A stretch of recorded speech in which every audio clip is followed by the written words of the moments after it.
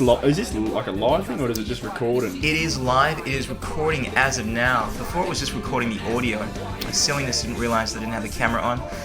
But let's get the show on the road. Ladies and gentlemen, freaks and geeks, welcome to the Crucial Journey podcast, where we talk about everything that's going on in my life.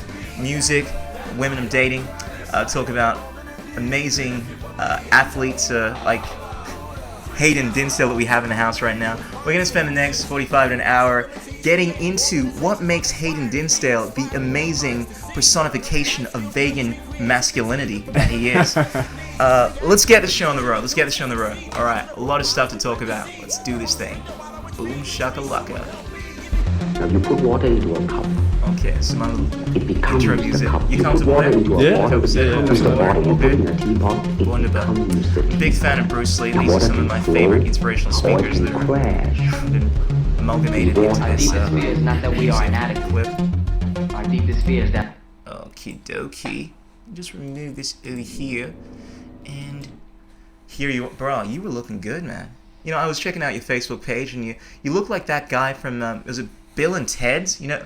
Dude, Yeah. do you know how Yeah, much dude. I've got that Yeah. forever? It's kind of hard to see. I'm guessing people find it a little hard to see because you don't have the curly hair, but there's this character in Bill and Ted that you very much resemble. Bill S. Preston Esquire. Oh, man, Bill S. Preston is... Oh, bro, it's been so long since I've seen that. Yeah. I remember that name. Yeah. Excellent. Oh, those are the days. Yeah, I used to get that a bit, actually. He's a dude. So Hayden, my brother, welcome to my podcast studio. Oh, thank you for It's having pretty me. cool, is it not? I Mr. Crucial. I know you were admiring my my internet technical skills before. I have everything hooked up over here. Quite savvy. Absolutely.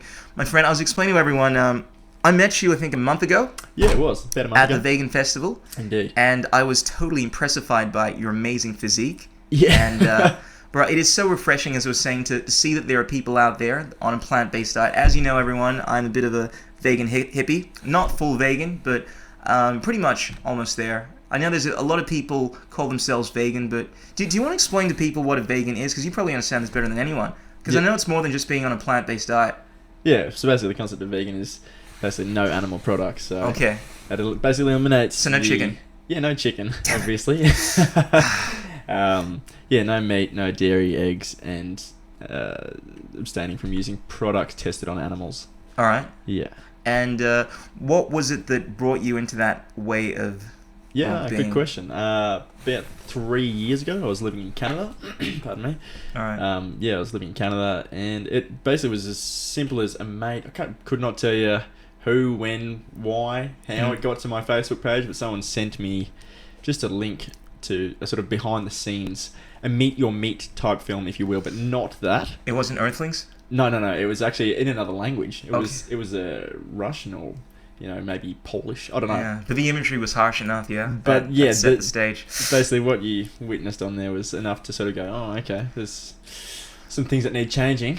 I know. And, we're about that point when Yeah. I sort of said, all right, well, definitely giving up the meat straight up. Mm. And then it was just I don't know, probably about a month transition between sort of watching some more films, Yeah. going through like Earthlings and like your Food Inks and all that. Yeah. So was it more of was it done kind of up here in the head brain kind of thing that made you change? Like, this doesn't seem like a logical thing to do, or were you just shocked by the imagery in that Meet Your Meat documentary that you checked out? Because I know that a lot of those documentaries are graphic, and a lot of people get pissed off when you show them that kind of stuff because it just makes you feel like shit. Yeah, no, exactly. I didn't feel like shit when I watched it. I saw it and I went, geez, that's pretty gnarly. Not something I'd want to support, obviously. And I think you sort of join the dots back and you think back to different times in your life where you may have witnessed, some sort of animal cruelty or something like that. And you sort of go, oh, that's right. I felt, a bit at the time in the heart. Absolutely. Respect, man. Can I just give you a fist bump? Yeah. Anytime anyone says they felt this thing in the heart right here, I want to give them a fist bump because that's exactly how I felt, man. It's like, I don't want to feel like that. That absolutely. sucks. And look, there are many arguments. To me, the emotional one is the biggest. It's kind of devoid of logic. It's not devoid of logic, but it transcends that. On an intuitive level, like right here, Yeah. I just feel as if I can't be part of that kind of shit, you know? And I'm familiar with all the arguments that are for living in an environment where we eat our meat and all that kind of stuff. Yep. I'm a big fan of the Joe Rogan Experience, and he's constantly butchering vegans about how they don't know what the frack they're talking about, and like, look, it's just how things are, blah blah blah blah. There are a lot of good arguments, but at the end of the day, you kind of have to be able to, look at yourself in the mirror and be copacetic about what you're doing, right? Yeah, exactly. You can't. There are always going to be people that are going to want to put up a fight. There's always going to be two sides to the coin, you know. Absolutely. But it just, again, it comes down to the heart, man. You got to go with what you feel is right. And the thing is, I think everyone when they first hear that you're going vegan or whatever, they assume you're going to be malnourished and da da da da da. Absolutely. And I think that's the hardest bit. I wish the audience could see your mouth. Can you like flex or something right now? I'm gonna have to. Where's the camera? The camera. You just do it in front of the. Yeah. Whoa, bro. Be close. I want them to see your biceps, man. But trust me, ladies and gentlemen, Haydn over here is freaking swole. And look, if people want to tell you that vegans cannot get big muscles, you don't know what you're talking about. You got to check out Billy Simmons. Oh, dude. And yeah, look, I've seen. I was checking out some of the greatest bodybuilders of all time, right? Yeah. Going through them, and one of them is a vegetarian. Get his name? Bill Pearl. Bill Pearl, yes, was on the tip of my tongue. Yeah. You know your shit, son. You know your shit. I'm all up in Fan that. of Elliot House, fan of Bill Pearl. Yeah. And this guy is swole as frack, man. So look, there you go. I mean, of course you can get to that level of awesomeness, physically on a plant-based diet. I mean, look, I wanted to ask you before we digress too much. We were talking about how obviously when you first started this diet, you would have had to overcome a lot of negative criticism from people around you. Yeah. How was that experience? I mean, You just what like did you tell people when they were telling you that, look, you shouldn't be on this thing? Your parents, I'm sure. Not so much. I never really had any. Didn't give you a hard time, no? No, not that much. It was. I think the main thing was when it first happened, and I think this is a mistake a lot of vegans make too, is when they first do make the change. You've just found all this new information, right? You've just discovered all these things that you didn't know. You've had your eyes opened up, and you're like, holy shit. There's so much I need to learn, and you delve, and you just want to tell everyone. You go out there, you're putting things up everywhere. You're like, guys, check this shit out. Absolutely. Are you aware that this is happening? And you become one of those irritating vegan hippies. Exactly. Like people like, oh, Hayden, really again? Come on, man, get the fuck out of here, man. I don't need your vegan hippie shit. Yeah. So you do cop a little bit of flack from that, but what I found is just not being so, forthcoming, if you will, with it Don't push to other it. people. Don't push it too much. Just sort of just do your own thing. And when people are curious, they'll ask. You can lead a horse to water, but you can't make it drink. Well said. So if you're just sort of bombarding people and saying, "Hey, do this," they're gonna just, out of pure defensiveness, just instinctive defense, they're gonna say, "Hey, well, back up." But if you sort of just, take your time. I've had a couple of mates who've at least tried going vegan, and they probably wouldn't have done that beforehand. Yeah. So. But just through being around you, through osmosis, I think that's the right word. I like using big words like that. Just coming into your awesomeness, rather, they've slowly taken on these ideals without you having to force it upon advertise, force it upon. And I'm probably one of the few, vegetarian / almost vegan people out there that doesn't push it. Most of my friends don't even know I'm vegetarian or vegan because I don't advertise this stuff. Yeah, I talk about my podcast and I have a big mouth, but I'm the kind of person that wants to get along with everyone. I want to be as diplomatic as I can.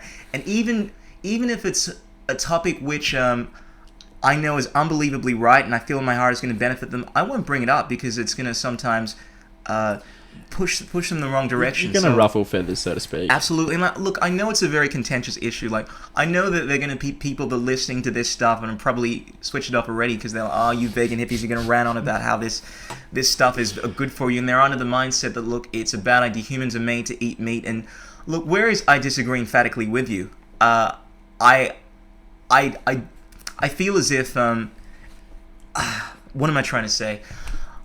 Bottom line is I'm trying to be as diplomatic as I can be, and part of me feels as if I have to at least open people up to the possibility that it is potentially a beneficial diet. I mean, the sheer fact that I'm living a life, I'm thriving on it.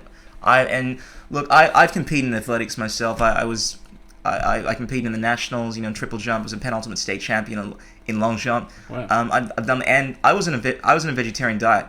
I mean, in all honesty, probably had nothing to do with my diet. I found, coming from West Africa, Ghana, when I came here, I think there are certain events, like I found in athletics, that I was just naturally good at. Like you find a lot of sprinters that come from West Africa because they're really fast. That's what I've heard. Not trying to toot my horn or anything, but what can I say? West Africans, we know how to sprint, yo.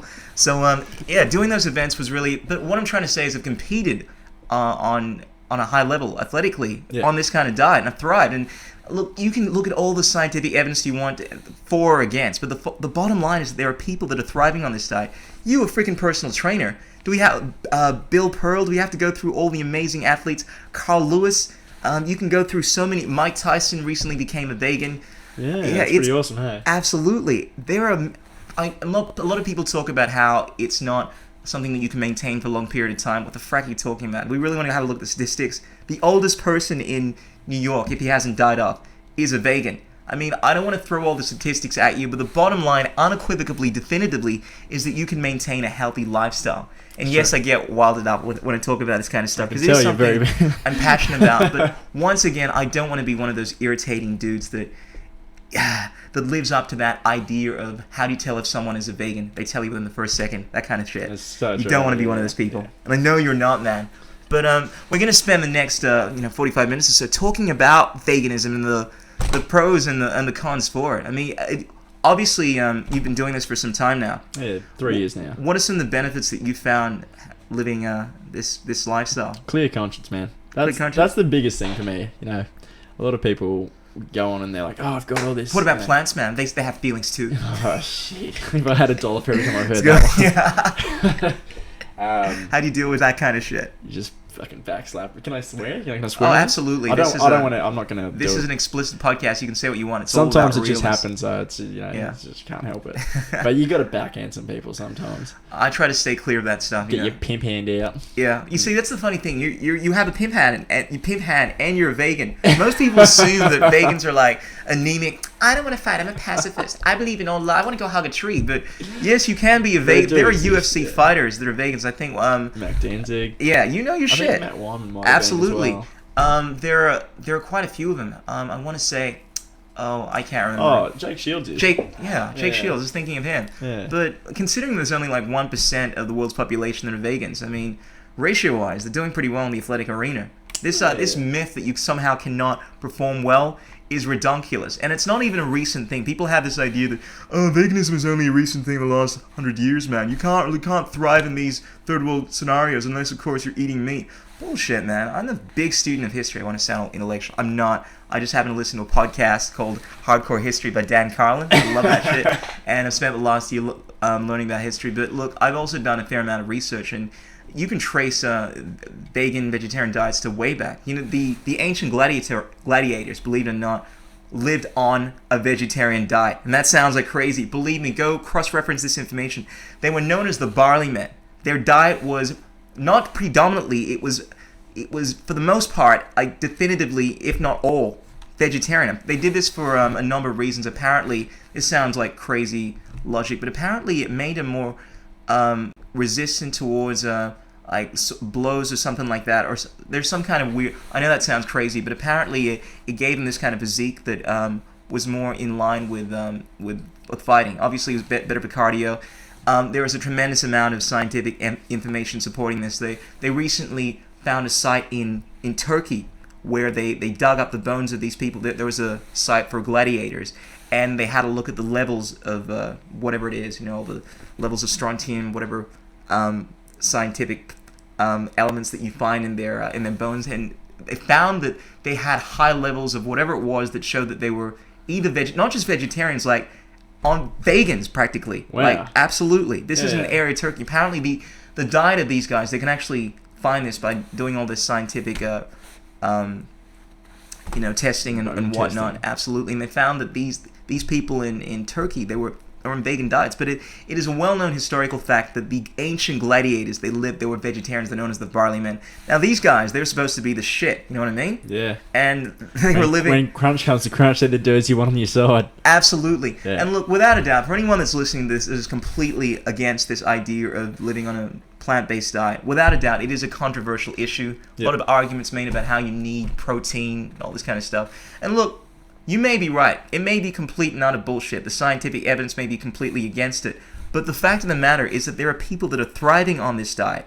The idea that you somehow cannot live a long life, a healthy life, and obtain a level that is just, I would argue, potentially just as good, if not better in certain areas on a physiological level than someone that is on a meat-based diet. Yeah, it is ridiculous, the fact that you can't do that. And the fact that on a moral level, at least from my perspective, look, at the end of the day, I feel like I'm talking too much. This is about you, man. No, man, this is like a history lesson for me right here.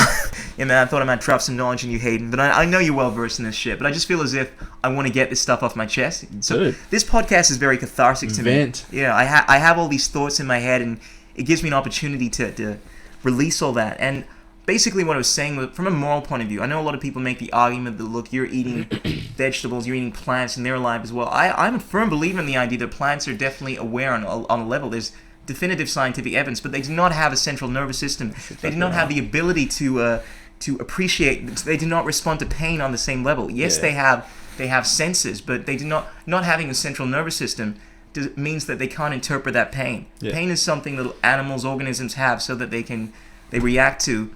Well, it's as simple as this, man. I remember reading ages ago.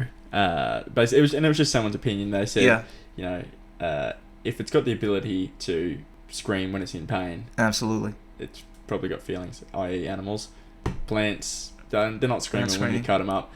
Fish are probably the exception, being silent. But I mean, without a doubt, they're definitely organisms. And they feel pain. But absolutely, at the end of the day, look, I'm gonna try to be as impartial as I can. And look, in fairness, I probably have some confirmation bias on, at least from a moral level, but logically, life eats life on some level. Yeah. Whether or not it's animals, whether or not it's plants, whether or not it's freaking sunlight, you know what I mean? You're turning that into some form of energy. But at the end of the day, I think what we're all trying to do is minimize the harm that we put out there into the world. And I think one of the best ways to do that, at least that I've come to realize, is by having a vegetarian, close to vegan diet. Yeah. And people do that through different ways. There's some people that do so by going out there and planting trees, or giving clothes to the poor. At the end of the day, you're trying to minimize that stuff. Yeah. Purely from my perspective, I just want to do what I can to minimize that, and I'm doing that by cutting my consumption of animals and all that kind of stuff to zero. So that's what it essentially comes down to. You're trying to minimize the amount of pain, the amount of suffering that you cause in this world. Yeah. I mean, if I asked anyone if they could live their entire life having all the fun, all the excitement, all the joy that they wanted to, without hurting anyone in the process, I would say 99.9% of people would say, yeah, they would love to do that.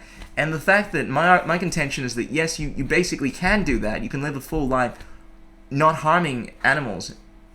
And why on earth wouldn't you do so? Man, Buddhists have been doing it for years, eh? Absolutely. Well, what's your whole philosophical... I know you're a bit of a deep thinker, being a fan of Elliot Hulse. Do you take on a Buddhist philosophy on life? Yeah. What's your attitude towards... I'll tell you what, I don't think I'm necessarily... I don't take on any one particular philosophy. I wouldn't say I conform to, Buddhism or any religion of any type. I basically just live off the principles of every religion's got their pros and their cons. Mm-hmm. So, it's simple. They say, say in the Christian faith, you got your 10 Commandments, and they've got these sort of good things. Don't root your neighbour's missus, and all that. Yeah. It's just morals, man. It's like you don't even need a book to tell you that. You should just know. Yeah. So I just try and be a good dude in general, and live by my own sort of standards. Like right here, you just feel it within the heart. You know what? On an intuitive level, you kind of feel... You've got to be intuitive. You've got to be in touch with your own... you got to be self-aware. Absolutely. I could not, bro. Respect. I want to give you another fist bump. That's like probably overdoing Loving it, man. the fist bumps. But man, I'm feeling what you said right there. It's spoken like a true hippie or a philosopher. I mean, I tend to subscribe to the idea of a transcendental approach towards life or religion, and that's to... rather than focusing on one particular system, I try to take what works for me. You know what I mean? Like the Buddhist religion is what you call transcendental religion, because you can be a Christian Buddhist, you can be an Islamic Buddhist. It's not about a dogmatic viewpoint that is rigid. It's about taking on this principle that you can apply to anything, and it's not restrictive. And what I got from you is that you're basically taking on what works for you, and you're using basically your heart to discern whether or not something is right or wrong. Yeah. As opposed to being set in a rigid paradigm or a religion of some sort that tells you that this is how it's done and you can't move away from that. Absolutely. And that's how I feel. You gotta live by your own rules, I think. And just do unto others. It's as simple as that. You know? Absolutely. Treat people as you'd like to be treated. Treat Golden rule. animals as you like to be treated. It's just for everything. It just applies everywhere. So were you brought up under that kind of mindset, or is that something that you recently... I never really had took on? any strong religious views or anything growing up. I think in the last few years, I've probably gone out of my way to sort of, I guess, explore these ideas more. So, you know, obviously we were talking before about Elliot Hulse, who's a strong man. The great Elliot Hulse. Ladies and gentlemen, you got to check out Elliot. This guy is the quintessential strongman philosopher. He's what this whole podcast is what it aspires to. The idea of being the universal man, a Renaissance man, a man of sound body, mind, and spirit. Yeah. That's it. He's all about being the strongest version of yourself, which is obviously a direct quote from him. And that's the sort of thing. Like I'll take things that he says, and he even says don't agree with everything he says. You've got to think for yourself. Absolutely. It's all about evolution, man. It's you got to evolve mentally as well as physically. Absolutely. And spiritually as well. So I listen to especially lately I listen to a lot of Alan Watts. Oh man, I love you more the more you talk. Any person that is a fan of Alan Watts is a friend of mine. He's a god. Alan. I got into Alan Watts about a year ago, and I mean, without a doubt, the content as information is fantastic. But it's like listening to music. He has this way of expressing himself that is, even though it's words, it's so melodic and it resonates with you, with your heartstrings, and it's like I'm tuning into like Mozart or some shit like that. It's just feeding my mind, and it's so uplifting hearing his perspective on life. You've listened to all of his stuff, yeah? Yeah. His voice is like just sex. No, I'm feeling you, man. I know that probably came across as very gay, but I'm feeling you. On the like it resonates with, once again, your heartstrings. You know what I mean? Yeah. Yeah. So basically, you come from the whole philosophical. You must find the real you. The real you. That was my Alan Watts impersonation. It's really bad. I'm not going to do that ever again. All right. I was actually hearing. I wasn't sure if I was hearing Australian, South African. I couldn't hear the English in that. Man. It just went sideways. It just didn't happen. Yeah, I'm not going to give you one. I haven't had enough practice. Wait, you must find. No, that just sounds like Sean Connery. That's the only accent I can pull up. You must find the real you. No, he's more like you must find. No, I can't do it. That was like Scottish. You must find the real you. No. Wait, no, hold on. Here we go. Come on, give it a shot. Alan Watts. At the end of the day. That's good. What is it that you want? Because it is the money that you are working for. Oh, that was pretty good, eh? Bruh, that was... I felt like I was... fucking like channeled that shit. You nailed that. You nailed it that time. I felt like You'll never be happy. What you must do... Is it? Oh, bro, you know what? I gotta play... I'm not sure if people recognize just how awesome that is. A lot of people that are listening to this may not know who Alan Watts is, and you were reciting one of the greatest Alan Watts speeches about finding what you truly want to do. I've listened to that like 100 times. Yeah. Like realistically, maybe like three dozen times. All right, and you nailed that, man. You nailed that. That was good. It was good. Yeah. At the end of the day, you must find. He has a bit of a Obama cadence, but without all that shitty political, pausing and whatnot. That's it. Obama's more like, we must bomb Syria because it is the right thing to do. But Alan Watts obviously makes a lot more sense than Obama. But wait, let's check this out. Alan Watts. There it is. It's the first thing that comes up. I've checked it out like 1,001 times. Yeah, that's it. But this, ladies and gentlemen, you are about to witness one of the most profound speeches in all of philosophy. It allows you to gain insight into what this whole journey is about. Everyone should hear this, hey? Everyone should hear this. Are you going to play the whole thing? I am going to play the whole thing. Awesome. I think we're going to enjoy this. Let's do it. Alan Watts. What if money... I sent this to one of my friends that's all about... He wants to be the richest person he can possibly be. And I'm like, why are you doing that, man? Yeah. And what makes you itch? What sort of a situation would you like? Let's suppose, I do this often in vocational guidance of students. They come to me and say, well, we're getting out of college and we haven't the faintest idea Every what we want to person do. that has just finished year 12 So I and is always trying to ask the consider question, what they want to spend the what would next you like to do if money were 60, no 70 object? years doing should seriously How consider would what you want to spend. really enjoy spending your life? Well, it's so amazing. As a result of our kind of educational system, crowds of students say, well, we'd like to be painters, we'd like to be poets, we'd like to be writers, but as everybody knows, you can't earn any money that way. Or another person says, well, I'd like to live an out-of-doors life and ride horses. I said, do you want to teach in a I riding can see you getting all school? meditative with this here. His voice is giving you a jizz or Let's something, go right? through with it. What do you want? Yeah, I'm feeling it too. When we finally got down to Listen, Sky something all which the day. individual says he really wants to do, I will say to him, you do that. And forget the money. Again. Because if you say that getting the money is the most important thing, you will spend your life completely wasting your time. You'll be doing things you don't like doing in order to go on living, that is, to go on doing things you don't like doing, which is stupid. That's what I love about it. It's so logical. Better to have a short life that is full of what you like doing than a long life spent in a miserable way. And after all, if you do really like what you're doing, it doesn't matter what it is, you can eventually turn it, you could eventually become a master of it. The only way to become a master of something is to be really with it. And then you'll be able to get a good fee for whatever it is. Your payday, yo. So don't worry too much. Somebody's interested in everything. And anything you can be interested in, you'll find others will. But it's absolutely stupid to spend your time doing things you don't like in order to go on spending things you don't like, doing things you don't like, and to teach your children to follow in the same track. See, what we're doing is we're bringing up children and educating them to live the same sort of lives we're living, in order that they may justify themselves and find satisfaction in life by bringing up their children, to bring up their children to do the same thing, so it's all wretch and no vomit. It never gets there. And so, therefore, it's so important to consider this question: what do I desire? What do I want? That's what it all comes down to. What is that? Freaking sweet is that, That man. is possibly I'm the so best 3 glad minutes. that we shared that moment together, bro. Because I know you were feeling that. You were feeling that shit, weren't you? Yeah. You give me my fist bump, man. We're feeling that. Feel that. Yeah.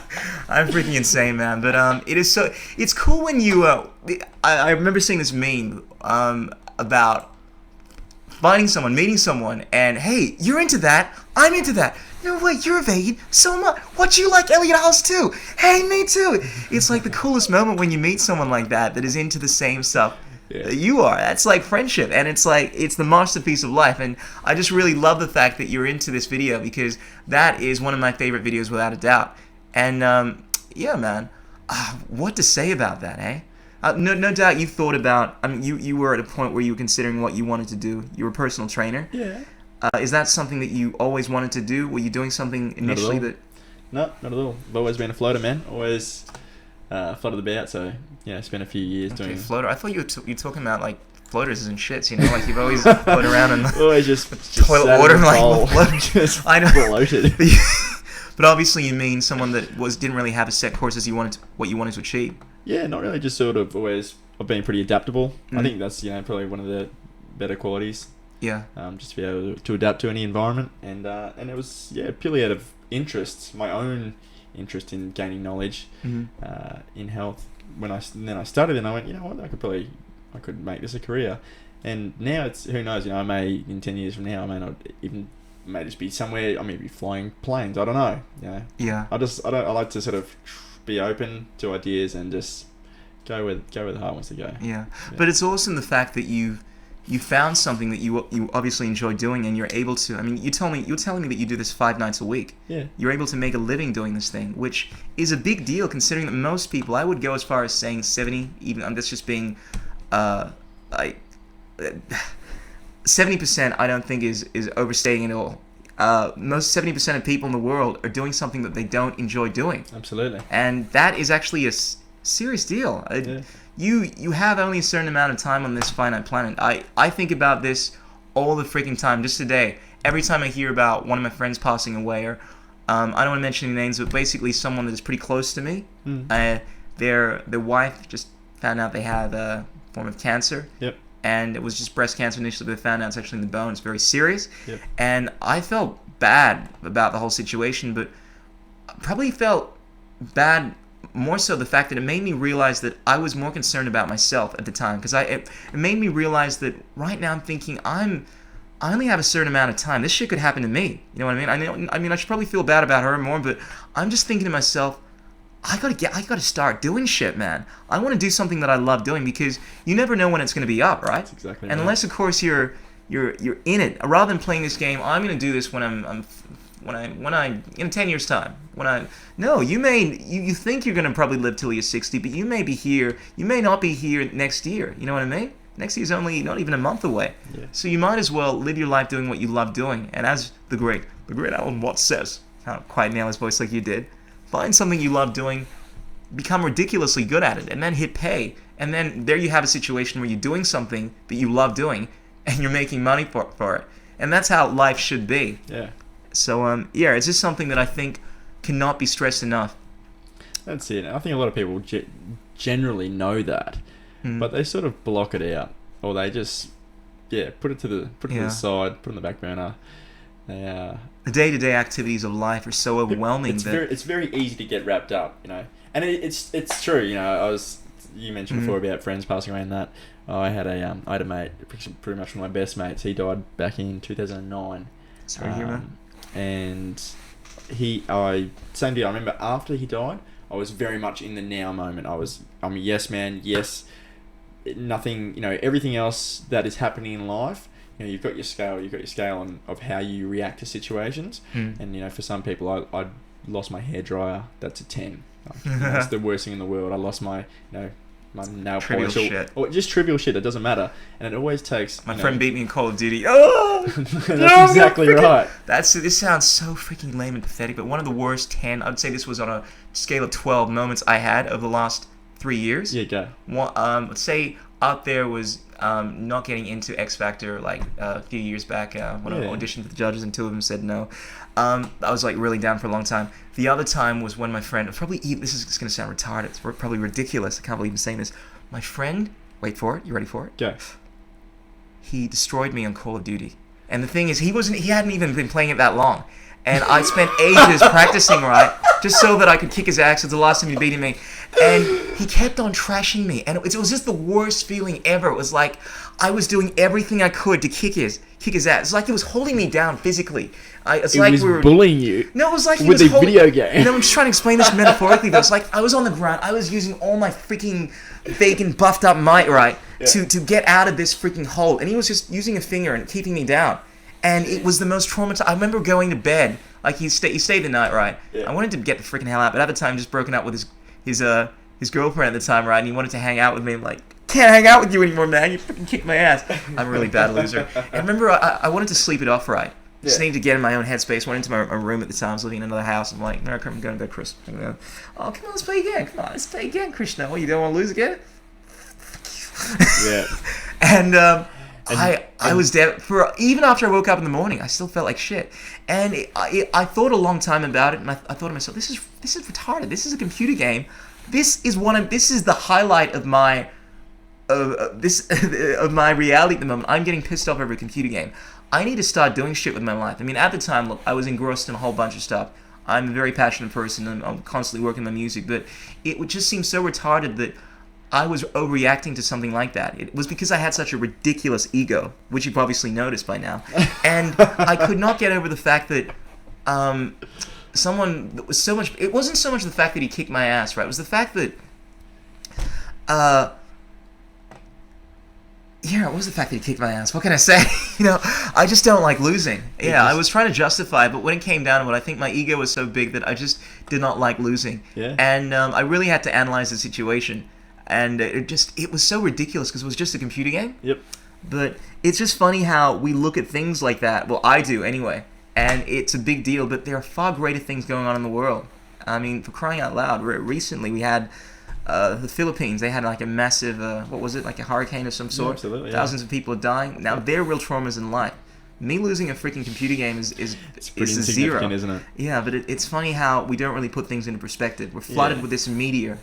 Everyone does. Everyone gets a check Mm-hmm. every now and again, and it usually comes in the form of a death or something of that nature.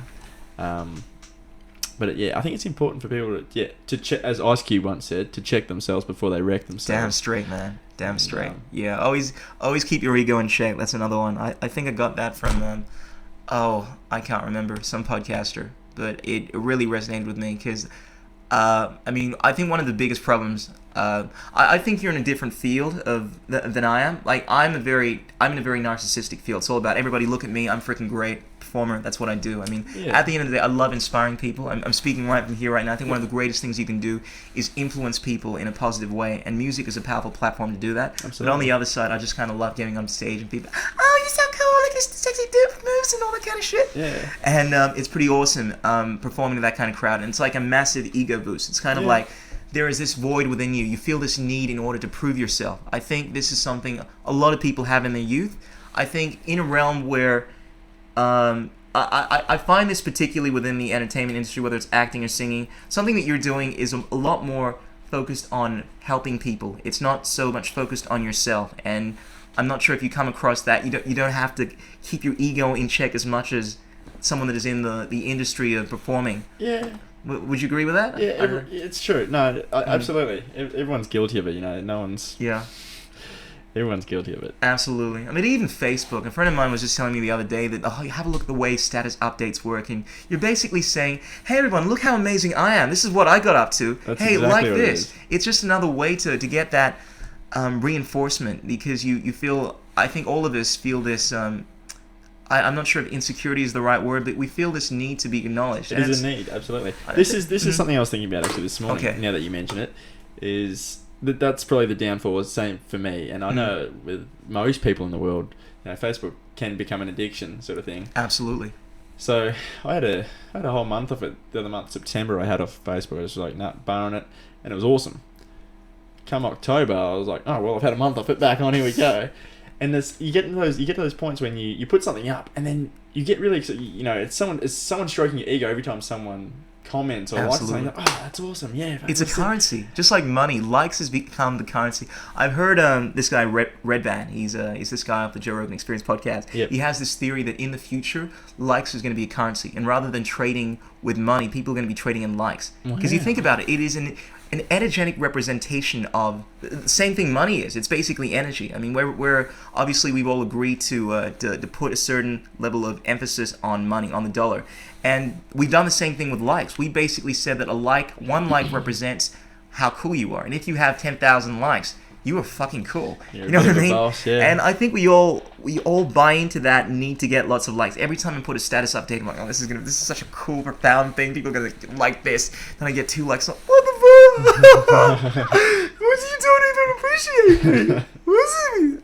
And it does kind of feed into that need we have to be acknowledged. And Absolutely. I think, like from a higher-minded attitude, this is kind of in line with the whole Buddhist way of thinking. You kind of want to rid yourself from that. I think as the Buddha said, man, I'm so profound and deep. I'm about to drop some knowledge in Buddha over here. But the whole idea behind, I think Buddhism, at least one of the tenets is detachment. You know what I mean? Like the whole idea that basically desire is what leads to suffering. There's this whole long philosophical rant by Buddha about it, about how essentially wanting something, even wanting to be freed of desire, is a desire itself. And it's kind of like a mind frack, you know what I'm saying? So I guess you have to reach what they call the middle path. I mean, there are 2 extremes. One extreme is to go all out, and the other extreme is to try it all. And they're both not the right approach. And the whole idea, at least one of the things I got from reading many books on Buddhism, because I'm so well versed in Buddhistic. I read some little article one time on Buddhism. I don't know what about that. Now you're just expanding on it. Yeah, absolutely. And I'm speaking about him. I'm speaking as if I'm some authority on it. It was a 300 word article. Yeah, but look, apparently one of the approaches in Buddhism is to follow the middle path. That's one of the main ideas. And rather than finding too much extremes in any endeavor,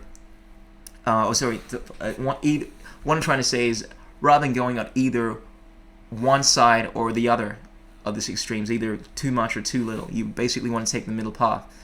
And it's tricky, man, especially for someone that's as passionate as I am. You know, I'm all about taking things to the extreme, and a lot of my friends are as well.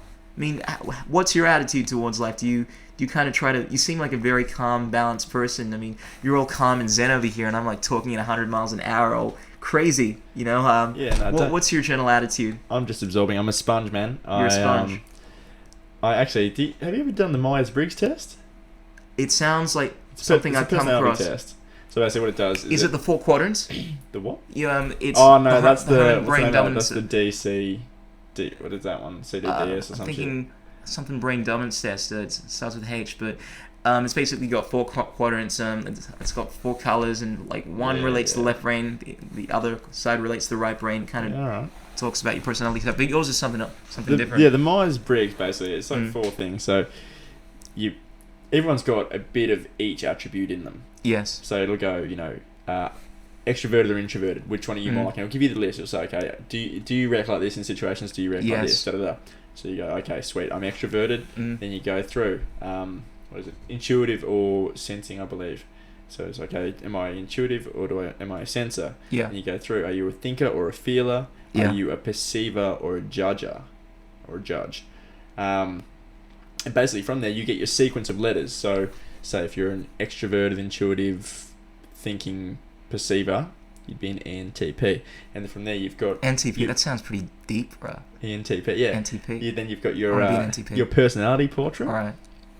And man, you should do it. How to do it? The Myers-Briggs test, man, it's amazing. They've been around for ages, but they're so ridiculously spot on. Okay. And you're saying over here, you're very passionate, you get very fast. Yeah. I do too.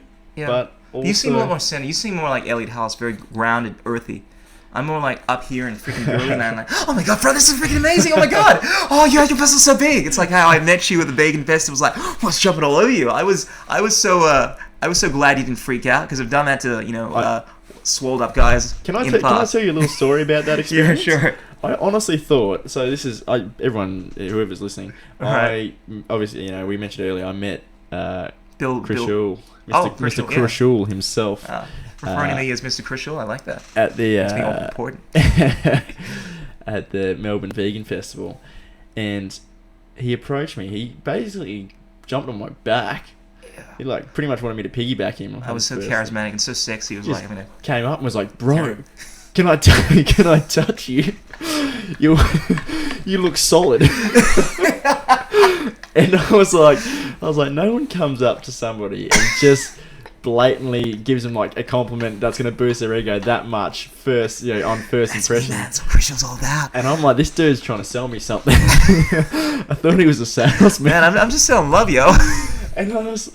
it took me even for the first 5 minutes of chatting to him. I was like, "Where's the catch?" I was waiting for but wait, there's more. It didn't come though, so it was really great. I'm glad it's you flattering that. to meet someone with that sort of attitude. Hey. Oh, look, my general attitude in life is, first of all, to come on strong. I don't buy into this whole kind of. I feel as if. Okay, I'm going to be really deep and profound over here. Everyone is putting on this facade. The ancient Japanese, you see, I'm very deep and very learned. They have this idea about how we have 3 faces. And there's a face that we show to our family, there's a face we show to our friends, a face that we show to ourselves.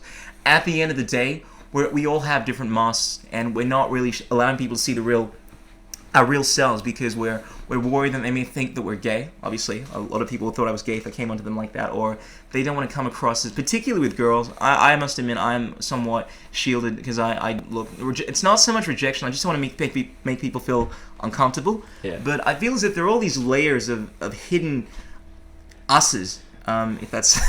That makes sense. It's like an onion. Absolutely, they were hiding. And my whole attitude is I want to be as freaking, out there, open, and as real as I can, in line with my authentic self. So whenever I meet someone, I know a lot of guys are like, "Hey, how you doing?" They handshake. I don't do any of that shit, man. I tell you, I mean, granted, I'm deceptive as shit. I'm not going to be mean. Now, if I think you're a dick, I won't. I don't. If you don't have anything nice to say, you won't go out of your way. Yeah, I won't say it. That's my attitude. But ultimately, I will be as soulful. And basically, all I mean by that is capable of expressing profound emotions when I meet someone. And I try to be as real, because I find when someone opens up, to me, I'm more inclined to want to open up then. Like, you ever been in a conversation with someone and or a girl or something like that, and you don't want to speak about your insecurities, but then they speak about their insecurities. They're like, I'm really kind of nervous about, like, I just got this message from Tinder, this awesome app I've been using lately, and this girl was like, I'm really nervous about meeting you. I'm like, oh, that's freaking cool. Like, most people would be like, yeah, we'll catch up, it's cool. And they'll like be arrogant. But when someone opens up to you like that, and you feel inclined to open up as well, and I'm like, whoa, that girl, you want to open up as well. And so my whole attitude is to get past all that bullshit. You go on dates with girls, and you're like, you want to be all swollen. I mean, not swole. I mean, obviously I'm swole, so I don't have to be swole. But you want to put on this facade of like how cool you are, and be like, I usually put on this kind of like African American attitude, like, girl, you're looking fine. You know what I'm saying? Oh yeah, girl. I'm from the States, I'm good friends with Chris Brown. You know what I'm saying? I'm in the music industry, shit. And you kind of feel inclined to put on this fake version of yourself. But if you can just get past all that stuff and be vulnerable and be confident, and it takes a level of confidence to be vulnerable, to be so in line with who you are that you just don't care. Absolutely. And I don't always do that, Yep. Particularly when I'm in corporate environments, because I got to consider whether or not I'm going to make people feel weird. But that's my general attitude, and I'm flattered the fact that you thought I was selling you something, because I know a lot of people have this idea that there's an ulterior motive, but bruh, that's not what Crucial is about, yo. And yes, I can speak about myself in the third person, because that's what Crucial is, yo.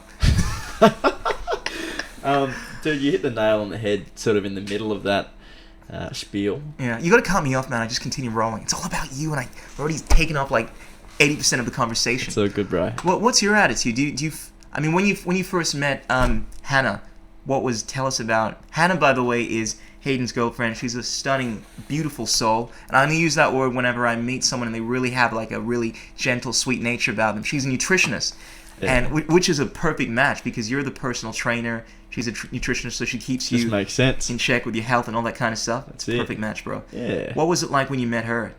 Oh, it was love at first sight. Yeah. I met her. I was actually working in the snow at that time, and okay. she'd, I was there on my own, and she'd rocked up on her own from Byron Bay, and it just sort of went, Were you shy? Were you kind of like, No, not at all. Well, when she first met me, because I'm pretty extroverted at times. Okay. And I think I was wearing like a Wookiee beanie of some description, and I was like, "Hey, whoa, what you doing? You look really cool. You're moving into the snow with us." She said that to you? No, I said that to her. Respect. She was the reserved one, actually. Okay. And I was like, "Yo, what's up?" Anyway, and then the rest is history. That's cool. Because you're very approachable. I mean, that's the cool. There's some people. I mean, I consider myself to be like, I have no idea what's going on. Like, I'm freaking retarded most of the time. But I feel like I feel everything. And like, I know that sounds. I don't mean that to be arrogant. I just feel though, like, I can feel how people feel around me. I can tell if someone's pissed off with me on an intuitive level. I don't necessarily logically understand it, but it's kind of like I have just Jedi senses and that kind of shit. So because of that, I feel as if I can come across strong to certain people, or kind of like back off. And don't get me wrong, sometimes I'll do that and people like weirded out. But because of that, and you struck me as the kind of person. You strike me as the kind of person. Just having, I think within the first few seconds of speaking to you, you seem like the kind of person that like would not have an issue with a freak like myself. You know what I mean? Which is awesome, man. I love people that don't have issues with freaks like me, man. No, you're far from a freak, man. Well, thanks, Rob. But you're obviously very approachable. So someone like Hannah, I'm sure, had absolutely no problem talking to you. That's it, man. Honestly, you like I said before, you were hitting it on the head about the vulnerability thing. I got some good advice from a pretty wise dude I know, who's also heaps into philosophy and whatnot. Okay. And he's also a massive fan of Steve Jobs. And wise man, Steve Jobs. Yeah, and in one of Steve Jobs's college speeches, he says at the end of one of his speeches, "Stay humble, stay foolish," and his whole thing is about dropping your ego and leaving yourself vulnerable, and letting people. That's the thing. If you are willing to give yourself a little bit, and put a little bit at the table and say, "Okay, look, here's where I'm coming from," people are willing to go, "Oh, okay, well, I'll drop the facade a little bit and we'll go with this. Let's dance." Absolutely. And then from there, that's how you sort of bond a little bit, and next thing you know, sparks are flying. You're in the garage doing karate. Absolutely, because people connect with that stuff. They see that people. I wanted to say something and I hesitated because it was a little kind of arrogant, but like what was something to the effect of like awesomeness respects awesomeness, or some quote along those lines, like like yeah. But basically, what I wanted to say, without sounding so arrogant, is you basically notice when someone is being real, and when someone is expressing themselves like that, they drop off their guards. You connect with that. It's something that really connects to your heartstrings. I love using that line. It sounds so hippie, but I'm gonna use it anyway. And it makes you want, once again, it makes you want to connect with them, because it's something that's real. You know what I mean? But sometimes when you see the whole facade kind of thing, it's like when you can tell when someone's not, when someone smiles and they're not really smiling. It's like, hello. You kind of. That was a really good joke. Yeah. But people obviously identify with when you're being real, and I think that's a beautiful thing. But you touched on something I kind of wanted to touch on. Yes, go on. The whole humility thing. I think humility is awesome, but I actually don't have a problem with arrogant people as well. Like, I actually love being around people that talk about how great they are, as long as they're not bringing you down. Yeah. And for instance, I love being around people. Some of my best friends are people that they'll walk into a room and they're like, man, it's so freaking good knowing that I'm the hottest person in this room. And I'm like. And they're for real when they say that. And it's freaking cool, because they're not saying it, they're like, oh, you're hot too. It's like, they'll say that. They're not saying it with the purpose of trying to make people feel bad. It's just, they've have a high opinion. True, they have a high opinion. But I think there's expressive arrogance and there's impressive arrogance. It's the kind of arrogance where you're trying to make people think that you're awesome, you know what I mean? And then there's the kind of arrogance where you're just expressing your joy. Like, for instance, if I just won some competition, I do this a lot. I'm like, bro, it's so freaking amazing, man. Bro, you should see my performance was so awesome. Like, all the girls were all over me.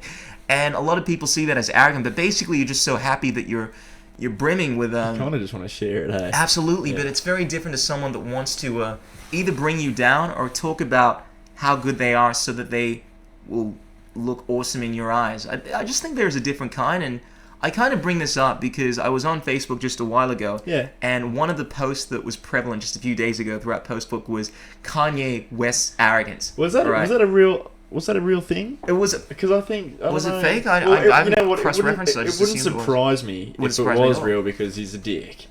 But yeah. He's a dick.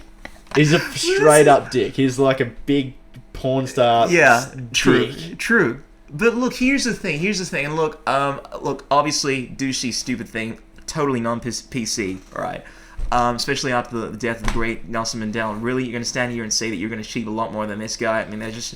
But here's the thing. I mean, every time I check myself getting annoyed when someone has said something like that, I think to myself, why am I so pissed off? Just let him have it. I mean, is it somehow... I think it's an ego thing. When people get pissed off at the fact that someone is talking about how awesome they are, even if it's like impressive arrogance, the kind of arrogance where they're bringing you down. Like, they've just said, man, I'm going to kick everyone's ass, that kind of stuff. It's like, that's just what they think. Why should I be affected by that? It's not like he's saying that he's going to go out and kill people. Yeah. Therefore, my whole attitude is just let him have it. Who cares? Yeah. I mean, it's kind of like a reflection of my ego if I'm getting pissed off. This is kind of how I look at it. I could be wrong. If I'm getting pissed off the fact that him stating something that he's going to achieve is making me feel insecure about where I'm at, then that's kind of a reflection of my own ego. Yeah. And yes, it's arrogant what he's doing, but let him have it. It just shows it's a reflection of where he's at on a conscious level. That's it. But I know a lot of girls are really pissed off about that statement, a lot of guys and girls. Yeah. And Nelson Mandela, obviously a great man. You can see why, man. It's just the timing. Yeah. He just does things at the worst times. Absolutely. But just to give people context, Kanye West was apparently on air, was saying that, look, I'm paraphrasing massively over here, basically acknowledged the achievements of Nelson Mandela, basically said that, look, he's achieved a lot more or he's going to achieve a lot more. Basically, he's only something like 35, 36 years old, and he's achieved so much. He's inspired so many people. By the time he's the age of Nelson Mandela, he's going to do a lot more, that kind of stuff, which is a pretty douchey thing to say after some person has died. You want to acknowledge all the great accomplishments they've had when they just passed away. You don't want to be bragging about how you just kicked their ass in Call of Duty. Stealing his thunder, man. That's what he was doing. He's stealing Nelson Mandela's thunder. He's stealing his thunder. But you know what? I thought to myself, Nelson Mandela, the great person that he is, the higher-minded attitude that he would have had if he was looking down at Kanye West's little shitting on him, scenario, would have probably said something in effect, you know what? Let the man have it. He is a good man. he is not doing anything wrong. This is my bad. It was like impersonation. Jamaican or something, bro. I was trying to sound South African. Whenever I do African, I can do sound like this. That's better. Yeah, It's but the bass. yeah, but look, at the end of the day, I kind of thought about this quote. It's accredited to Nelson Mandela. Yep. But it's not really his quote. Apparently, it's from Marianne Williamson, and it's something to the effect that there's nothing enlightened about shrinking so people don't feel insecure around you. It's your, I paraphrase, but your God-given right to manifest the glory of God. And at the end of the day, when people are talking about their achievements and things like that, it's basically acknowledging and rejoicing the greatness that is within all of us, and that should act as a light that you take on. I'm trying to sound profound, obviously, and failing miserably, but I think people act as a light when they shine their greatness like that, and you take that light within yourself, and you can use that same light to basically shine a way for other people. That was kind of profound, wasn't it? Influence other people. Yeah. I see what you're getting at there. I see the underlying message there. Absolutely. So look, obviously Kanye was taking it a step further, obviously shitting on Nelson Mandela, but I honestly do not have a problem about people talking about their achievements, what they're going to achieve. I think sometimes it's a way of psychologically putting yourself in this mindset that to achieve great things. Like Muhammad Ali is constantly quoted as saying all this stuff about how I'm the greatest, I'm going to kick this person's ass. But apparently during some interview, he said that every time he stepped in that ring, he was scared as hell. He was saying that stuff to himself. Yeah. He was trying to get himself in that mindset. That's exactly right. Well, it's manifestation, and you can bring this back to lifting, right? For example, if you're trying to set a PB, a personal best, with a lift, right? Mm-hmm. You can't just, maybe you can. You can't just go out there and lift, something ridiculously heavy that you've never lifted before without popping some, so it's snapping your shit up, as the Hodge twins would say. As the who would say? The Hodge twins. They're another fitness YouTube channel. Okay, gotta check that out. Two funny dudes. They're no Elliot Hulse, but they're funny. All right. Another YouTube channel you gotta check out. Sorry to digress. Raw Bros. They're freaking insane. Oh, you heard of them? Yeah, they're very fit dudes. They're very fit. All calisthenic bodyweight type Absolutely. things. I recently started training to do, those jumps that they do. Sorry to cut you off over there. I just had to mention this because they're freaking insane. And I saw their video of them jumping up from a push-up position, right, all up in the air like that. Mm-hmm. And they were showing how they train to do that. And they do these things where they use these rollers, right? Yeah. It is the most difficult ab workout I've done, right? I tried doing one like maybe 3 months ago, and I killed myself. I could not walk for ages, right? I've been doing it for the last 3 months. I can now do 15 of them, man. Like, awesome. It's freaking. My abs are like. I wish you could all see my. Like a washboard. I can see them through your shirt, bro. Yeah, they're huge, aren't they? Jesus. Yeah, exactly, bro. But those guys are insane. Yeah. But sorry to cut you off there. You were talking about. That was about manifestation. Manifestation. Yeah. So, visualization more so. Visualization turning into manifestation. Absolutely. And I don't know where did that stem from. There was something. We're talking about the Hodge twins or something like that. We're talking about lifting, passing, going beyond your plateaus. Even before that, before we get to the sea, this is like my mind is like this crazy little weaving. You shot off. Yeah. Fucked me up, and now I'm just I do that. sitting here going, what was I talking about? But yeah, when you accomplish anything or something, it does help. Telling yourself. It was Muhammad Ali telling himself that he was great to prepare himself for a fight. Mm-hmm. It's the same thing.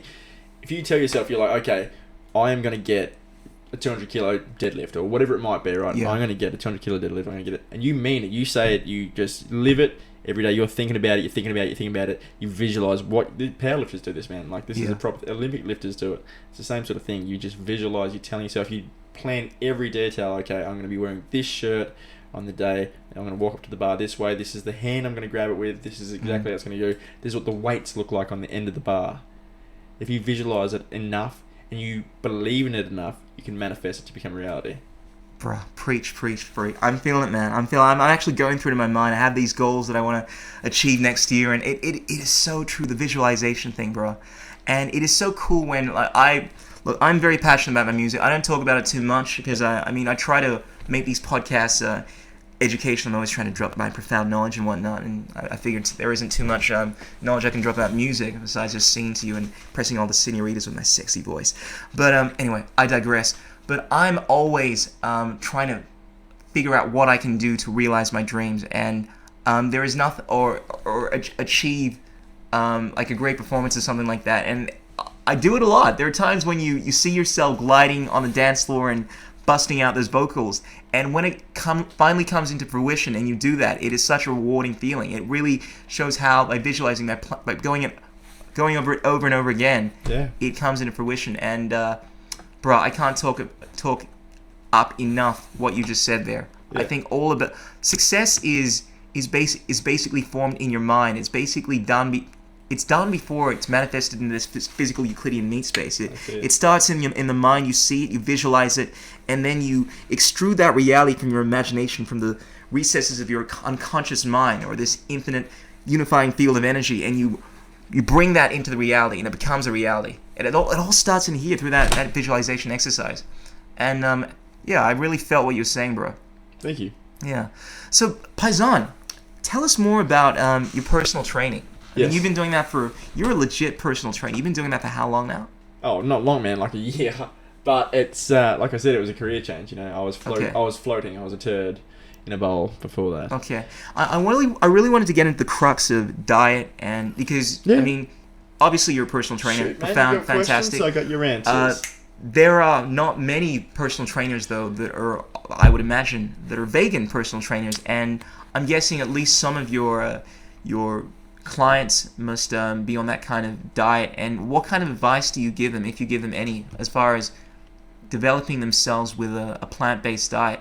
Yeah, I mean, okay. Are there any tips? I asked you some time ago, and you mentioned a few things, but I just wanted to get this out of you for the audience. Well, the main thing I'd say, so to clear it up, basically out of all my clients, I've probably got about 3 who are vegetarians. I don't have any vegans. Okay. But being a vegan's a big deal, isn't it? It's a big step up. Yeah, a lot of people aren't quite ready to commit to it. Yeah. But the main thing is just becoming informed. So doing the research, basically just learning as much as you can a bit, because there are people out there doing it. This is the thing. It's not like it's a new thing. It's being done. You know, on Sunday I was with Billy Simmons doing a. You were with the Billy Simmons. Yeah, I was doing a workshop. Ladies and gentlemen, for those that are not aware, Billy Simmons is one hell of a... I meet so many girls, particularly at that vegan festival, that, oh my god, have you seen him? He's so freaking hunky. But he seriously is swole like you have no idea. Yeah, the guy's the 2009 Mr. Universe. Yeah. And the guy's on an all-vegan diet, and you would be like, what the frack are you... Do you eat a horse or something? But no, complete legit. Yeah, so absolutely. You know him pretty well. No, well, I met him at the festival, and the same deal. Got in contact with him. Okay. And sort of been messaging him back and forth. You got his number, man. I'm jealous. Like, if you had picked up Angelina Jolie, I would not be much more impressed, man. Like, that's legit. It is legit. All right. You went up from me, man. Like, I picked you up on the vegan, festival day. You picked up Billy Simmons, bro. I think seems like you outdid me a little, just a little. But yeah, that's it. You got to look to the people. So obviously, in the Australian scene, you got like Joel Kirklis, Billy Simmons, Noah Hannibal, who's a powerlifter, who is also he's one of the spearheads of animal liberation. Yeah, I think I would have met him. Yeah, well, he was at the animal liberation store on that day. Yeah. I also got in contact with him. I was powerlifting with him the other day too. So he's a mad dog. He's a strong cat. That's awesome. But what I was getting at is there are these people who are already doing it. So all you have to do is, look it up, talk to them, find out what's going on. Mm-hmm. From if you want actual, numbers or, food to eat right now, it's very hard to convey everything that you need to do.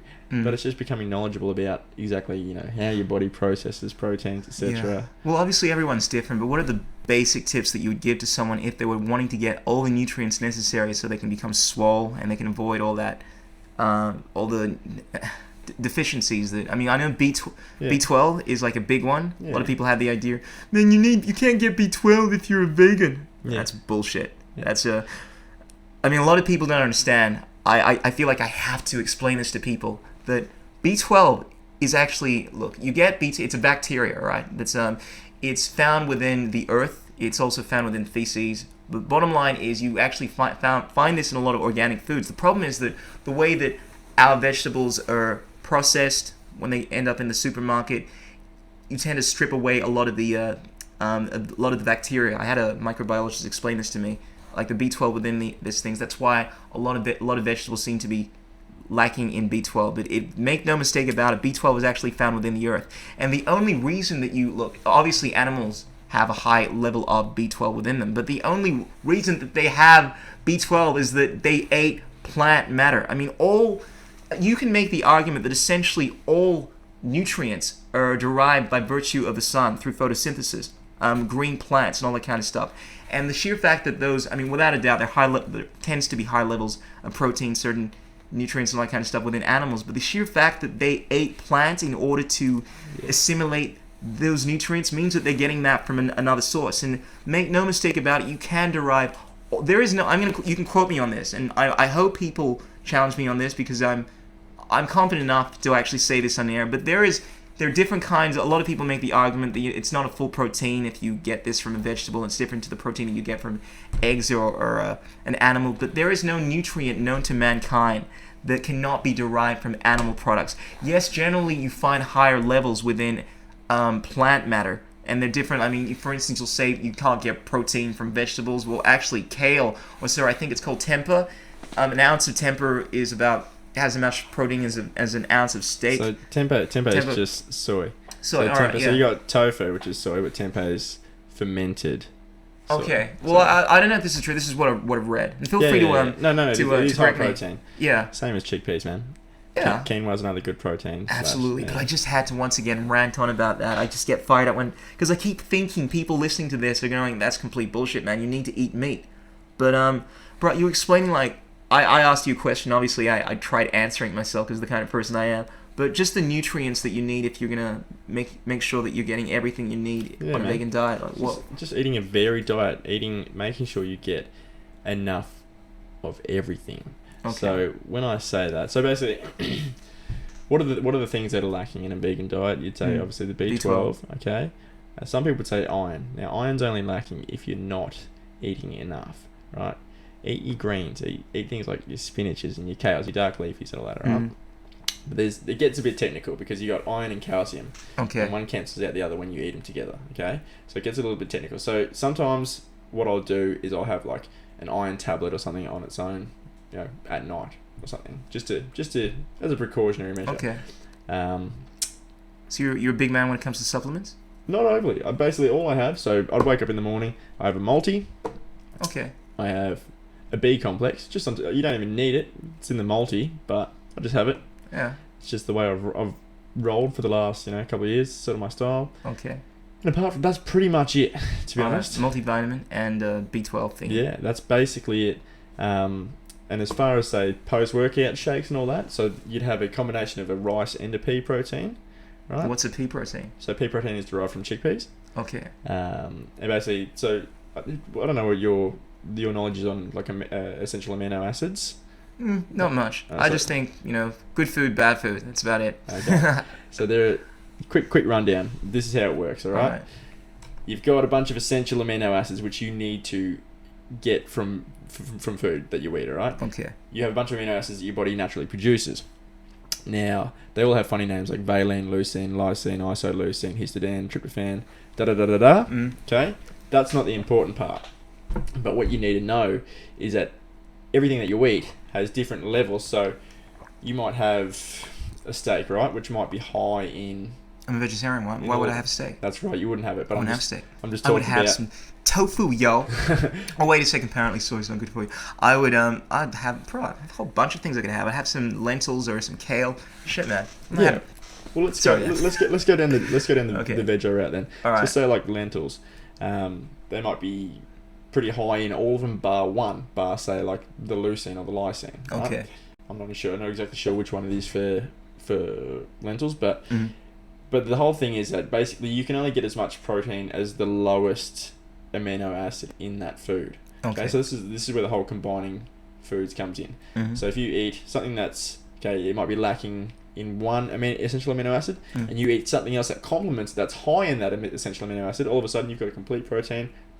Fantastic. You've just So essentially, all you're trying to do is get a wide spectrum of nutrients, eat lots of different Yeah, foods, absolutely. and chances are you're going to more than compensate for anything that you're lacking. Make protein the focus of every Absolutely. meal, and the carbs and the fats will just come with it. That's why I do my kale shake every morning, man. Do you do a shake? I do shakes, yeah. Shake, yeah, they're the way to go. Every morning, I got this from the Joe Rogan Experience, but basically get kale, get a pear, get some carrots, and then some beetroot, some garlic. Actually, I don't use the garlic because that just makes things taste like shit. But I do take garlic supplements. Yeah. And I add garlic in my cooking. I just don't have it in my kale shakes. Yeah. Some ginger, but basically a whole bunch of vegetables. Throw in one fruit there. You don't want to have too many sugary stuff. And voila, massive dose of phytonutrients, keeps me going. I know that I'm doing what I need to get a full spectrum of these nutrients in the morning, so I can enjoy the rest of my day. I'm generally have nuts. A bit of energy. Yeah, nuts during the day, and during the evening, that's when I have like my big meal, like some rice and stew, and I'm a big fan of veggie sausages and all that kind of stuff. Yeah. What's your perspective towards that? Are you a sanitarian boy? You like your I have it occasionally. I don't go too hard on the mock meats and all that. reason being? I just like to keep things a little more natural, really. That's the You know, way. try and avoid processed foods where you can. But obviously, you want to treat yourself sometimes, and they're pretty delicious. So They are. Sanitarian make those. They make roasts, like vegan roasts, which are pretty sweet. Obviously, the snags aren't too bad. Yeah. Fries. Are you into fries? Fries. There's as a in company chips. called Fries. No. No. it's Oh, a- fries. Wait, like Lord Fries? No. All right. Go to Coles, man. There's green boxes. So you can't miss them. Fries is the company, all vegan stuff. They Okay. make like schnitties and just Yeah. real. It's delicious. People don't realize, and maybe it's just because I have warped taste because I'm vegan, I don't know, but there is so much good food out there. There's this restaurant I go to in Box Hill. It is called the Veggie Hut. Yeah, you're saying that. Yes, That's right. and bro, we gotta do lunch, man. We We gotta have a do. mandate, man. You're a freaking legend. I want to hang out with you, bro. We're Yeah? going to the Veggie Okay, we're Hut. going to the Veggie Hut, and the food there. A lot of people don't like veggie food. They get annoyed because it's called vegetarian meat and it tastes nothing like it. They say this shouldn't be called veggie sausage. It tastes like shit. But the food there, and look, I was not always a vegetarian. Up till about 7 or 8, I ate meat. It's a big part of the Ghanaian, I come from Ghana, West Africa diet. And look, I was a big fan of it. I love the smell of chicken. I still do. Never really liked the smell of pork, and never really was into fish either. But look, bottom line is, I do have an appreciation for what this stuff tastes like. Telling you the stuff at Veggie Hut, it tastes just as good. Maybe my memory's been distorted because it's been so long, but either way, it's freaking redonkulous. And they have mock duck, they got mock pork, mock fish, everything there, and it's so high quality. And I don't know, I presume it's good for you. Feels good it tastes good, that's for sure. But that's not very good logic, is it? Something tastes good, so it must be good. But it seems pretty wholesome. It's not genetically engineered or anything like that. That much I know. And I remember asking him a while ago how they make these things. Don't ask me to repeat it. It sounded like very simple though. So Pretty straightforward. pretty straightforward. Yeah, man. That's the thing. They're not. You can have them just everything in moderation. You know. Absolutely. You wouldn't I think if even being a vegan, you could probably get a bit fat if you were eating that sort of stuff all the time. Yeah, but that's the thing. It's veganism. I'm not actually a vegan. Like, to actually define veganism, because a lot of people think, oh, bro, I got to show you this video. This is. Have you seen Scott Pilgrim Must Die? Or I think it's called something like that. No, never There is seen this. it. Oh, bro, there is this classic scene. It is pop culture history. I actually put it on this thing because I wanted to show everyone. I wanted to show particularly you. It basically talks about what a vegan is. It's a comical representation of it, but it is worth it. I know you're short of time, but bro, this will only take a couple of minutes, and this will give you the corny representation of what a vegan is, and then I'll eloquently explain to you what the real definition of it is, because it has become a bit of a religion over the last while. It's not just about what you eat; it's about the values that you hold as well. And either way, without further ado, ladies and gentlemen, check out this. This is freaking brilliant. I think it's this one over here. Is this the one? No. Being vegan just makes you better than most people. Let me start this again. Hey, Bring this question? over here. I always wondered, how does not eating dairy products give you psychic powers? Okay. You know how you only use 10% of your brain? That's because the other 90% is filled with courage in the way. Did you learn that at Vegan Academy? Go ahead and get snippy, baby. If you knew the science, maybe I'd listen to what you're saying.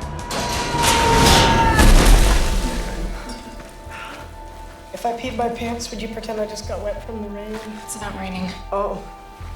Then why don't you give me the cliff notes on It's a how classic and why you move like ended up a dating few this years back. a-hole? It's really important right now. If there's a key element in his backstory that's going to help me out in a critical moment of not dying, yes. I was only dating Lucas until the minute Todd walked by. Guess that's not very nice, but I used to be kind of like that. We hated everyone. We wrecked stuff, nobody cared. Anyway.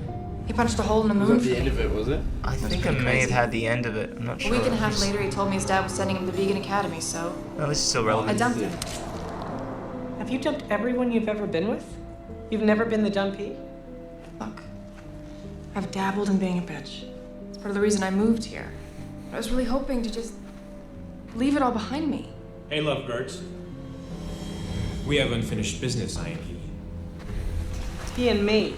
Don't you talk to me about grammar. I just like you, capiche? Tell it to the cleaning lady on Monday. What? Because you'll be dust by Monday. Um... Because you'll be pulverized. I love this because this guy's supposed to have superpowers because he's become a vegan. Dust. She dusts. So what's on Monday? Because it's Friday now. It's just the weekend's off, so Monday, right? Basically, you can't win this fight, so you're gonna have to give up on this girl because Todd's gonna kill you. Well, anyway. I think I missed some of the... That was an anticlimax. Yeah. It was just pretty cool because it became pop culture history, that movie, and I just love the fact that it had this whole vegan scene, and the guy makes this cool line about how, at the end of it, I think, you're still vegan if you eat chicken, right? And I just thought it was ridiculous because people have this very muddied perception of what a vegan is, but apparently it's not just obviously abstaining from dairy products or animal products. Apparently it's also not using using products that have been tested on. Let me just get our lovely faces back in here. Using products that have been tested on animals, wearing leather and all that kind of stuff. It's become a bit of a religion, a philosophy as well. They're activists. I mean, they're all about trying to minimize the harm and all that kind of stuff. But it's more than just abstaining from what you eat. It's also about what you wear. And because of that, I feel as if it's more than just a diet kind of thing. It's become a bit of religion. And I don't feel completely comfortable calling myself a vegan. Yes, I abstain from meat. I mean, that's the main thing, and I'm trying to minimize any kind of harm I do. But I mean, look, I take honey. I freaking love honey. It's freaking awesome. I don't really care about bees, even though they're responsible for pollinating like so many of the foods that we eat and all that kind of stuff. But are you vegan, like full vegan? How? Yeah. Oh, you take it extreme. That's awesome, man. Can I touch you? You have like. I'll just. Let's do the ET. Shh. That's freaking insane, bro. That just happened. But seriously, kudos. I think it's fantastic that people are becoming really conscious of not just their diet, but basically their world. I mean, one of the things that really got me a while back was the documentary called Earthlings, and how prevalent it's become. It's almost become pop culture now. How many people have seen that? Because here's the thing. Look, you can disregard everything that we've said. It may be complete. I don't think it is. Maybe complete nonsense as to the benefits of veganism. It's certainly helped me in many ways. I can't list all the amazing health benefits I've received from having a vegan or vegetarian diet, but the emotional argument is the biggest one to me. If you actually watch that documentary Earthlings and you see the kind of trauma, the kind of suffering that these animals go through, it's kind of hard to make the argument when I personally believe that it's so unnecessary to continue these ridiculous forms of what word can you use for it? Basically murder. Like it's mass genocide, if that's animalicide. everyone should watch Earthlings, to be honest, because it's not only just specifically about animals being killed for food, but it goes into things like puppy factories, which a lot of people absolutely it's becoming more well known now, but that's been sort of behind closed doors for a long time. So the whole puppy farming thing, which is atrocious, and everyone loves puppies, right? You can't, and it's worth a watch. That's if I was gonna say check out a film, I'd say two actually. I'd say first, if you're a queasy person, check out Food Inc. because it's not overly confronting, but it's very informative. And then two, if you're willing to delve a little deeper, I think is probably the next step. Absolutely. Yeah. I have a list of documentaries I always recommend people check out if they like my fan page, because it mainly talks about a whole bunch of relevant issues and health and all that kind of stuff. And I put a list of them. One of the guys on the group said that I put a list of like top 10, and I think I put Earthlings as number 3 or something like that. And he said, well, I love everything you put there. I just think Earthlings should be number 1 because it gives people a perspective of just how this world works, and that we are basically all sentient life forms on this planet, and that you need to gain a certain level of respect for not only your fellow man, but your fellow... I mean, animals, I believe, are actual sentient beings. They have feelings, contrary to, believe it or not, some people believe. Ren Descartes, the freaking idiot, as amazing as a philosopher as he was, made the argument that animals don't have souls and basically don't have feelings, and I think that's preposterous. Anyone that has a pet... I mean, forget the logic. The logic is pretty obvious. But on an experiential level, you can see that these things are sentient beings. They feel pain. And I think by watching documentaries like that, you gain an understanding of the fact that these things suffer. They go through a tremendous amount of pain. Anyone that's been into an abattoir can smell the death there. And I know that sounds like hippie crap, but those pigs are highly intelligent. I mean, they will run away. There have been so many scenes. Remember Joe Rogan speaking one time in his podcast about how he's this big guy, big activist for a whole bunch of things, and he's very hell-bent on meat and all that kind of stuff. He's a hunter. But so he's got double standards. Well, no. Well, look, he's completely consistent with what he believes, right? Yeah. But what I'm saying is that there was one time where he actually saw a guy kill a pig, right? And this other pig that was there, actually, no, let me rephrase that. Basically, this guy killed pigs around other pigs, all right? So the pigs basically had an idea of when pigs were going to die. And there was one time he was around Joe Rogan, and there was a pig there, and he just said, look, I'm going to go get my gun, I'm going to shoot this pig. And as soon as he went to go get his rifle, the pig started screaming. It basically knew what was going to happen, and it acknowledged the fact that it was this corporeal physical being that had this... finite existence, and it was about to be vamooshed out of reality, and it screamed just like any sentient being would do. And Joe Rogan, because he's I have my issues with that guy. He's freaking amazing. I have respect. I rate Joe Rogan very high. Yeah, so do I. He's the freaking man. But one thing for certain is he's highly perceptive, and one thing I really appreciate about what he said was he acknowledged the fact that pig knew that it was going to die. Yeah. As a result, man, like, he felt really bad about it, and like didn't eat pork for a whole month or some shit like that. Yeah. And all I'm saying is it gives you appreciation for the fact that these things are sentient beings, and if it's simply just going to broaden your appreciation for beings and how your food arrives at your plate, then you should watch that documentary. Yeah, it's easy when you're not there and you don't see exactly how it goes on. Absolutely. I think it's very important for people to be more connected in general. So this is going to go a little off topic here, but people need to be more connected with, 1, themselves, 2, the people around them, and 3, with nature, animals, etc. Absolutely. And you can do that, man. It's easy as driving past. You drive past a paddock. How often do you look in and go, oh, you know what? I'm going to stop and try, just get a couple of photos with these cows or something. You go up to them, you check them out. They've got personalities. They're super cool. And you're like, man, cows are rad. As if I want to eat one of you guys. But what I was getting at is, the lack of connection, obviously. And everyone knows it. It's very evident. There's, you get on a tram, and what's everyone doing? They're all sitting That's on their so phone. true. That's the People we've been so more disconnected from nature. I mean, we feel as if there's nature, then there's us, but we don't actually realize that we're a part of nature. And I think the sheer nature of the way that our society is set up, that we're living in these little houses. I mean, I'm not even anywhere near land or ground right now. Let alone any trees or animals, and we've kind of disconnected from the fact that we are part of this whole thing. And without wanting to sound hippie, it is a scientific fact. I mean, basically, we live in this what's it called? Cosmos. No, well, it's not. I wasn't looking for that word. Carl Sagan. But Carl Sagan. I was about to go all Carl Sagan-esque on you.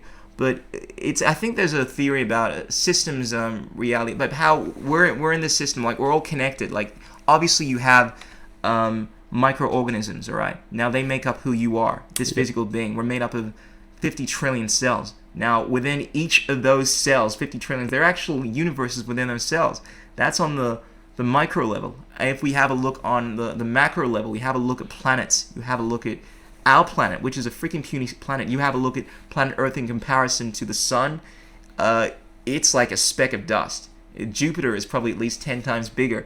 And I have this amazing video where you basically zoom into the micro level. You start off in the micro level, you zoom out, then you see someone's finger, and then you zoom out outside of past the stratosphere, the ionosphere. You zoom out, you see the planet Earth, and then you see our galaxy, and then you basically get to see how connected this whole system is, and you have these systems within systems. And what I'm trying to say is that we are part of this system.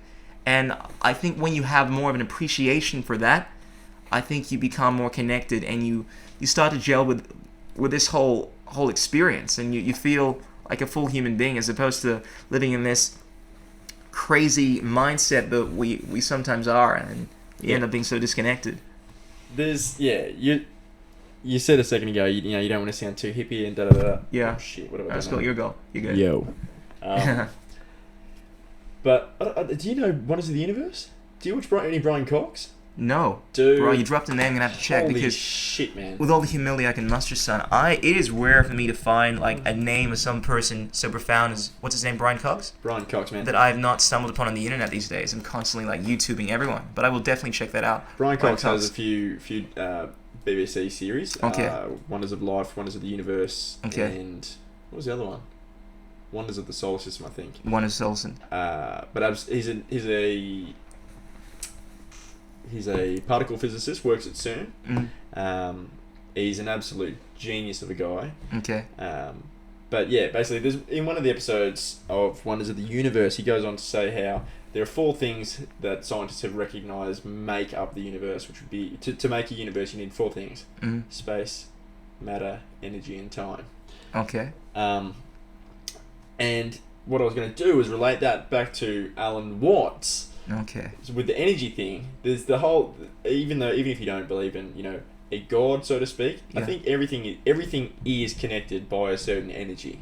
Absolutely. Some people would call that God. And it's just terms that we're using, right? I mean, if you want to call a God unifying field, at the end of the day, I think regardless of if you're looking at from even the most atheistic mindset, maybe not an atheist might subscribe to it, but there is obviously some order. There is some kind of, I don't want to say intelligent, but there is a system in place. A logos is what the ancient Greeks would refer to as a plan, a blueprint that determines how things are, that animates, that gives things life, that causes them to lean towards more complex forms of creation. And the idea that everything is chance and everything is random, from a logical and from an intuitive perspective, the idea that I, with all the humility I can muster, has arrived, this complex being has come from pure chance, I don't want to buy into that. But I personally believe, I mean, obviously we're throwing around concepts here like God, but whenever someone mentions that, all I think of is just some form of intelligence, something that has its own will.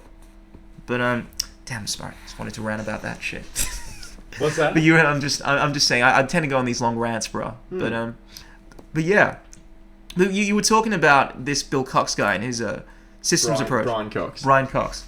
Yes, dude. Honestly, it's one of the best. Oh, actually. Yeah. That was the other thing I was going to say. You're talking about the zooming out. This is another thing I'm just recommending whoever's listening. Mm-hmm. Brian Cox, Wonders of the Universe. If you have any interest in space at all and want to know about the universe, watch that series. It will blow your mind. And I'm not getting paid to say that. I just really love the show. Crazy. And the other thing I saw recently was, you were talking about zooming out outside of the planet, outside of the stratosphere, atmosphere, the Hidden Universe was at IMAX. Did you happen to see that? Hidden Universe. I will see it because I love that shit. I'm a nerd for that kind of stuff. I don't know if it's still there. I don't know if it's still on. Yeah. But it was on recently and you could see it in 3D and all that. But man, it is mind blowing when you see how far speak up in the microphone. Just tilt it up a little. Yeah, that's sweet. Yeah, that's cool. I think it's good. No, it's good. Yeah, when you see how far out the Hubble has actually gone and captured. That's right.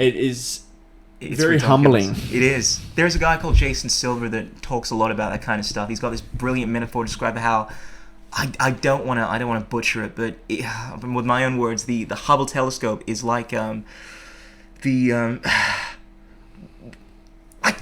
lost it, but he has this brilliant, eloquently articulated analogy of what the Hubble telescope is to the universe, and how we have an insight into seeing this amazing thing that we are caught up in.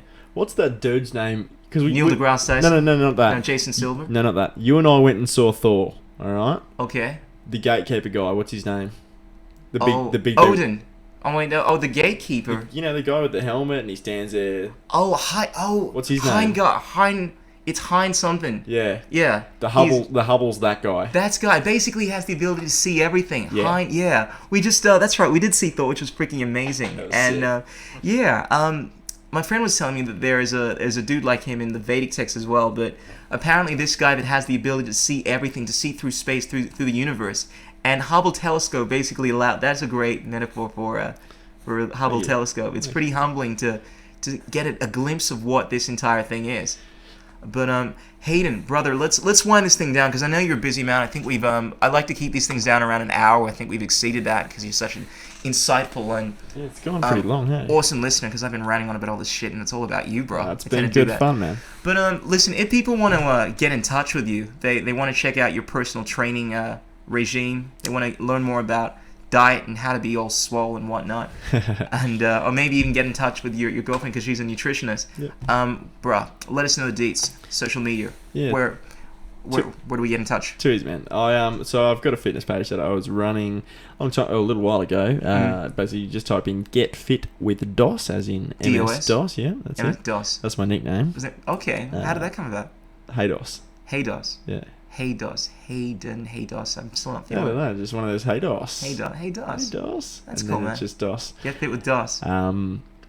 Get Fit with DOS. Now there was a bit of a conflict of interest between myself and my current employer, about running that page. So I haven't put any material on for a long time. But if anyone wants to get in contact, and add that page, and they can send me private messages or whatever, and if they've got any questions about nutrition or working out, I'm happy to answer them. Fantastic.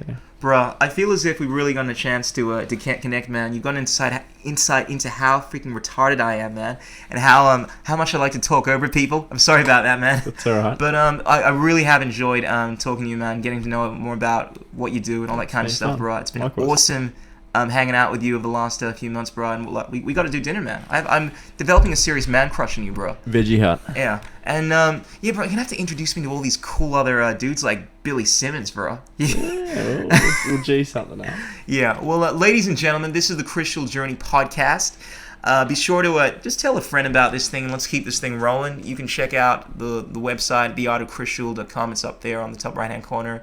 I'm on everything. I'm all pervasive, like Heingard, I think it is, or the Hubble telescope. I am everywhere. I am everything. The omnipotent. And ridiculously arrogant, as you can see.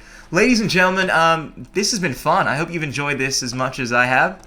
Until next time, peace out, keep it real, don't drive and text. Ow! Now you put water into a Alright, bro.